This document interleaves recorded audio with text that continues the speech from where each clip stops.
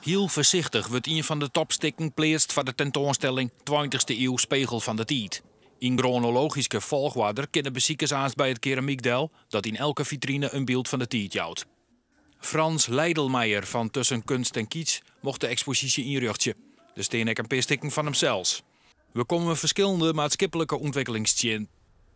Nou, bepaalde gebeurtenissen en veranderingen in de 20e eeuw, belangrijke maatschappelijke veranderingen, die komen tot uitdrukking in het keramiek. De keramiek speelt de hoofdrol. Maar er worden ook non-keramische voorbeelden getoond om het eigenlijk te versterken hoe die trends waren. Vandaar die caravan.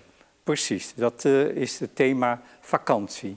Was dit ook een mooie gelegenheid om stukken uit het depot nu eens tentoon te stellen? Oh ja, we hebben ongelooflijk veel voorwerpen laten we zien die altijd in het depot hebben gestaan.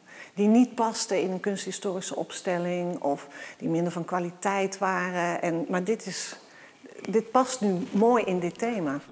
De vitrine gaat over het thema vrouw en eigenlijk de emancipatie van de vrouw. Het is begonnen aan het eind van de 19e eeuw. Symbolistische kunstenaars die hadden twee types vrouw in hun gedachten. En dat is de fatale vrouw, dat is daar een voorbeeld van. Die vaas met die verleidelijke vrouw.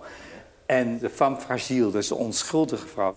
Wat ik wil dat mensen meekrijgen is dat het zo fascinerend is om te zien dat de grote ontwikkelingen in de 20e eeuw en markante gebeurtenissen te zien zijn in gebruiksvoorwerpen en in kunst.